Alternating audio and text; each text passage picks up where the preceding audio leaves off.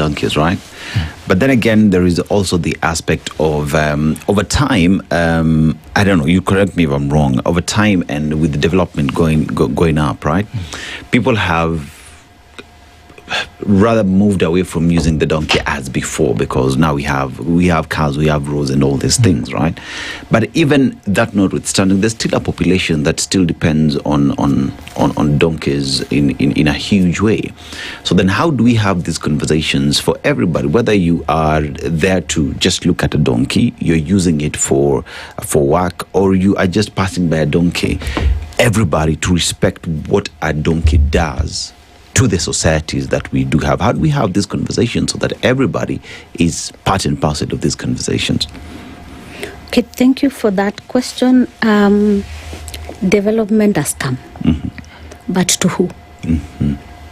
Because majority of the figures that have been given by Daktari is the rural population.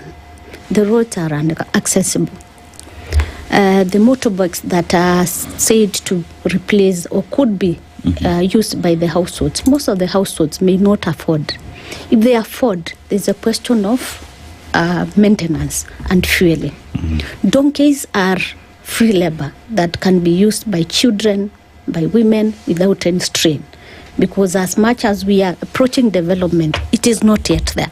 So for now, the donkey is as valuable as most women would refer them in Kitui, that they are second husbands.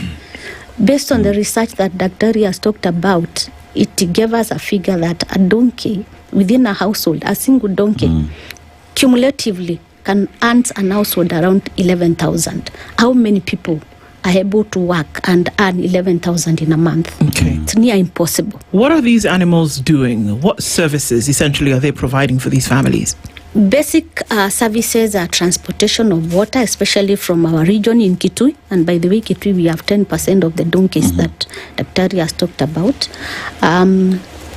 Transportation of water, transportation of sick people in areas which are not accessible, transportation of farm produce from the farm to the households, from the household to the market and the reverse, from the market to the households where it is necessary. The donkeys also serve the other livestock in the house by providing water. They fetch the water they bring, so it is given to the other livestock. We also have in other areas within the country where they are used for transportation, especially the pastoralists. They move with their luggage from one point to the other. So the donkeys are means of transport. We've seen in other areas where in peri-urban centers, they are being used by the youth for economic empowerment in construction, movement of construction materials, movement of goods from one point, like Mwea, movement of rice from the farms to the market. So that is basically the broader work. But there is a silent work that is never mentioned in most, and it is not documented.